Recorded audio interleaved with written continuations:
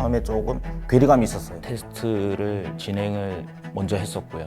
ZR에 있는 기본적으로 고감도 모드, 확실히 좀 레드 계열을 받아치는 게 되게 느낌이 좋더라고요. 너무 좋았어요.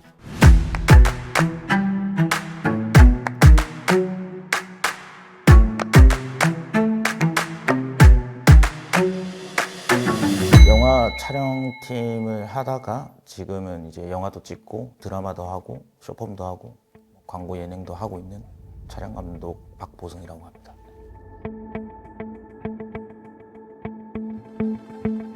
레드도 사실 상업 영화 할 때도 많이 써보고 쇼폼 할 때도 써보긴 했었는데 이제 장단점이 명확한 브랜드고 그 브랜드를 인수한 니콘이 시네마틱한 영상과 사진을 위해서 바디를 만들었다고 해서 처음에 조금 괴리감이 있었어요. 이건 솔직한 말씀이고. 근데 이제 테스트를 해보니까 그런 괴리감이 좀 많이 줄어들었고, 제가 임하는 프로젝트 특성상 이제 거기에 맞게 조금 세팅을 해보니까 장단점이 확실히 눈에 보였고, 그 중에 장점이 많았으니까 선택을 했습니다.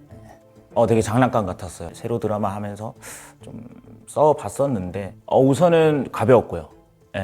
그 다음에 인터페이스가 조금 쓰기가 되게 편리했었고, 저보다 이제 밑에 조수 친구들이 이제 잘 세팅을 해주는 편이긴 한데 저도 이제 만질 수 있는 되게 인터페이스였고, 조작 방법이나 이런 것도 되게 좋았었고, 쇼폼 버티컬 드라마라고도 하죠. 쇼폼이었고, 쇼박스 제작이었고, 장르는 오컬트 장르여서 거의 시네마 오크플로우로 작업을 했습니다. 실내에서 이제 어둠에 대한 표현이 되게 두렵잖아요. 사실 촬영하는 사람들 입장에서는 이제 빛이 있어야 우리가 찍을 수가 있는 부분인데, 라이팅 디자인이 한 5번 바뀌는 장르였어요. 예를 들면 셔터 아일랜드나 이런 데 보면 그 지퍼라이터 불 하나에 의존해서 뭐 어두운 공간을 찾아간다거나 요런 것들이 표현이 됐어야 됐는데, 그런 테스트도 해보니까 되게 좋은 질감을 표현해 주더라고요.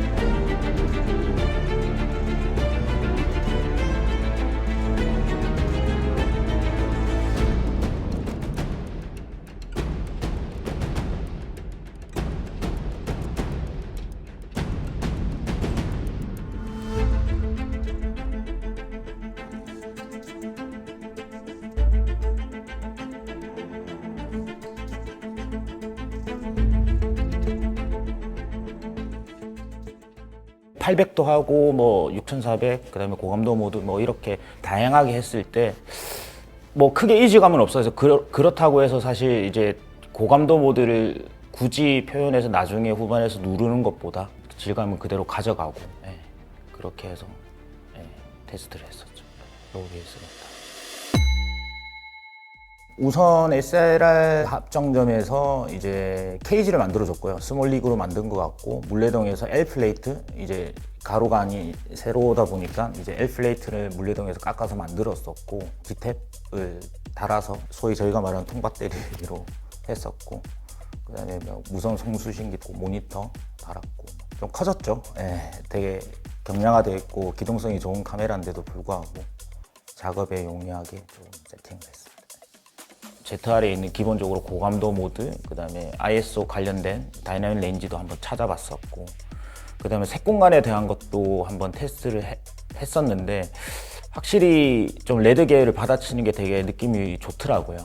그리고 이제 오컬트다 보니까 피가 난무하고 뭐 그러다 보니까 피에 대한 색감, 그런 표현도 되게 중요했었고, 근데 최소한의 빛으로 이 정도를 낸다는 게 너무 매력적인 것 같아요. 결과물도 너무 좋았던 것 같아요.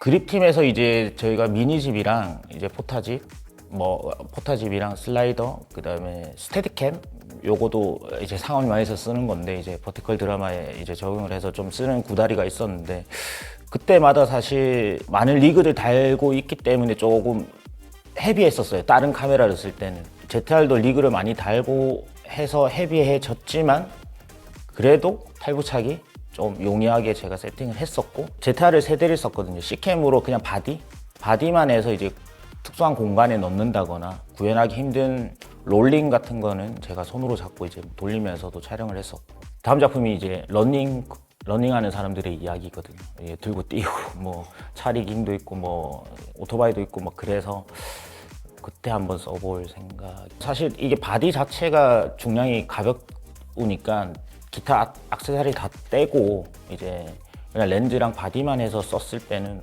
되게 한 손으로 들어도 컨트롤이 가능하니까 가벼워서 좋았던 것 같아요. 제 개인적인 입장에서는 발열에 대한 큰 이슈는 없었던 것 같아요. 뭐 제 입장에서는 거의 스튜디오 안에서 세트장 안에서 한 공간에서 이루어지는 일들이었고 야외 분량이 조금 있긴 했었는데 뭐 크게 뭐 발열에 대한 이슈는 없었던 것 같고 더군다나 이게 뭐 디탭을 달아서 이제 통 배터리로 썼기 때문에 그런 걸 수도 있겠지만 발열이 이슈는 크게 없었습니다. 그 바디만 렌즈만 꽂아서 이제 특수한 장소에 넣을 때도 있었고 그냥 제가 핸디로 찍을 때도 있었는데 그때마다 이제 내장 모니터를 보면서 찍었는데 되게 좋았던 것 같아요. 예. 일단 크고 이제 뭐 그런 디테일한 정보값들도 뭐 표현이 잘 돼 있었고 예, 좋았던 것 같아요. 저희가 큰 카메라만 쓰다 보니까 작아지면 작아질수록 휴대하기 용이해서 뭐 편리해서 좋았던 거지 그건 있었던 것 같아요. 렌즈 군을 좀 다양하게 쓰다 보니까 이제 밸런스가 좀 안 나온다. 그래서 디테일을 달한 것도 있지만 코어인 바디가 좀 가벼우니까 작고 가벼우니까 밸런스 부분에서 조금 저는 거의 인물 스킨 위주로 봤고요. 뭐 30%, 뭐 한 20%까지도 봤었고, 근데 이제 뭐 후반에서 보니까 테스트를 했을 때 후반에서 봤을 때는 다 올려지니까 그 정도를 봤었고, 작품의 특성상 거의 키랑 보조를 따졌을 때 한 2대1로 잡고 그렇게 갔어요. VFX랑 이제 CD 하는 업체 측이랑 그다음에 DICL이 달랐는데 이제 이 두 업체들이랑 프리 작업을 진행할 때 사실 그들도 이제 R3D 포맷을 안 써봤기 때문에 되게 궁금해 하더라고요. 그리고 이제 제가 테스트 촬영을 하고 테스트본을 넘겨줬을 때 그들의 반응은 레드를 많이 따라갔다. 많이 베이스는 가져갔고 그리고 작고 생소한 카메라지만 다이나믹 렌즈가 풍부하다. 뭐 그런 기조였고 이제 작품이 끝나고 제가 후반 DI를 한 달 정도 보면서 컬러리스트님이랑 이제 이야기한 거는 사실 안부 디테일이 너무 좋더라고요. 뭐 장르에 따라서 다르긴 하겠지만 저는 안부 쪽에 되게 질감 표현이나 그런 것들이 되게 좀 무서웠었고 좀 기대를 했었는데 기대 이상으로 너무 좋아서 그런 느낌을 받았던 것 같습니다. 후반을 하면서 그리고 뭐 CG나 뭐 요즘은 AI도 많이 쓰니까 AI랑 이런 거를 접목했을 때도 되게 좋은 반응이었고 DI실에서 열어봤고 DI실에서 이제 색 보정한 거 날라오는 것도 봤고 이제 CG나 VFX AI 붙은 것도 이제 최종 DCP도 봤었고 너무 좋았어요. 뭐 스토리지죠. 후반에서 어떤 프로그램으로 어떤 편집 툴을 가지고 사용하느냐에 따라서 뭐 달라지겠지만 헤비한 건 사실이고 또 그 역설적으로 반대로 그 헤비한데 자기가 색공간에 대한 부분을 가져갈 수 있는 부분은 충분히 가져갈 수 있고 뭐 그렇다 보니까 그런 부수 기제가 좀 있어야 되지 않을까. 시대에 발맞춰서 잘 나온 카메라인 것 같아요. 근데 이게 뭐 손떨방도 그렇고 포커스 부분에서도 그렇고 사실 저는 개인적으로 약간 AI와 비슷하게 이게 시대 흐름을 따라가야 된다고 생각해요. 그러니까 뭐 물론 기계가 하는 포커스나 스테빌라이징을 다른 이제 여타 이제 기계들의 도움 없이 카메라가 하기에는 물론 한계가 있죠. 근데 그렇게 발전하는 게 사실 저는 당연하다고 생각하거든요. ZR 같은 경우에는 저도 선입견이 있었거든요. 그러니까 아무 디테일이 안 좋다는. 근데 한번 써보시면 R3D로 잠깐이라도 써보시면 되게 매력을 느끼실 것 같아요.